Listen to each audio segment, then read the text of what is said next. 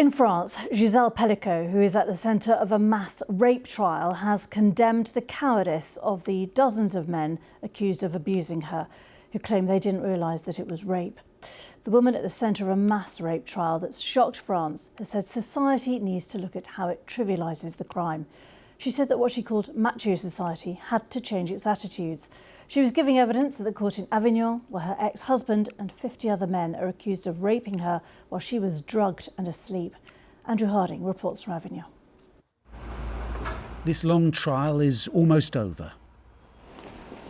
Arriving in court this morning, Gisèle Pelicot sounded weary. Yes, it's the final stretch, she said. Her children are here too, grappling with the fear that their father may also have abused them and even his own grandchildren. Masked as usual, the 50 men accused of raping Gisèle Pelicot as she lay drugged by her husband have now finished giving evidence. Almost all still deny rape, but explicit video footage of their actions has been shown in court. Speaking at the trial for a final time today, Gisèle Pelicot condemned male cowardice. They all raped an unconscious woman who was unable to give her consent. Not one of them reported it to the police. It's time for a change to our macho, patriarchal society, one that trivializes rape. Inside the courtroom here, Gisèle Pelicot has been speaking again of her refusal to feel shame as a victim. Asked, for instance, about why she kept using the family name Pelicot. She said because she wanted it to be associated with her, not her husband, and that she wanted her grandchildren to feel proud of it. In his own last comments, Dominique Pelicot spoke of his fantasy of making a strong woman submit to him.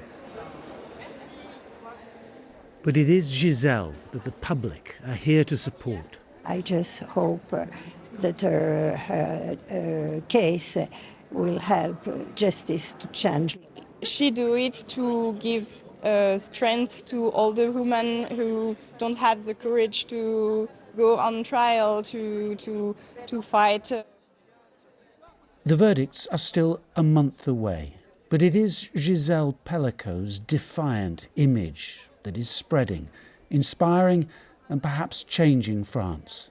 Andrew Harding, BBC News, Avignon. Well, let's speak to David Courbet, a journalist in Avignon who's been following the trial since the beginning. Just tell us what it was like in court today, because this has been such a harrowing case to hear about. Yes, good evening. Today was kind of a tough and weird day, full of emotions, I will say. Maybe last day that was so emotional because it was the last possibility for Gisèle to speak. And she spoke this morning, and in the afternoon, ex-husband Dominique Pelicot also spoke. And it was kind of a face-to-face, more or less. And especially it was very tense because everyone was kind of looking for a response, in fact, from Dominique Pelicot to know why, in fact, during almost 10 years, he made a wife raped by dozens of people. And especially also one unknown question is still if he made anything on his own daughter, Caroline Darian. She was in the court and it was very tense. She interrupted him, calling him a liar, because he still was denying, saying, no, I didn't do anything, I promise I don't. And she clashed with him, saying that you lie, and you don't have the courage to tell the truth, even about your ex-wife, and you will die in lies. That's what she said. She was very upset. And he never gave the response she was looking for, at least, because her whole life is destroyed. And she's still thinking, she's convinced herself, being abused by her own father. Has that been a part of the case at all? Has there been any evidence of that at all?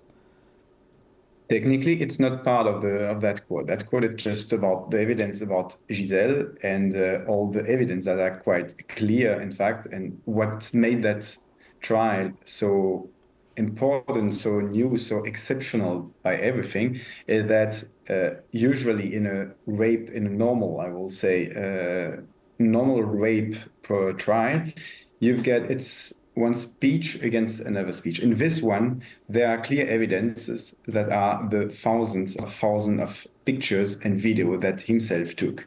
So at the end, this is the evidence. The problem with that, with Caroline Darian, the daughter, there is no clear evidence about that. So that's why he's not pursued, in fact, for that. And that's kind of an unclear question, because beside that, he said that he approved everything. He raped her, he made her rape. The question is, what about the 50 other guys who came between 2011 and 2020, and how guilty they are? They say that they just came for a sexual fantasy couple. He say that no, every one of them knew that she was drugged and that it was technically a rape. And that is kind of the debate of that, also one of the questions of that trial. Okay, well, we'll leave it there. David Courbet in Avignon, thank you very much.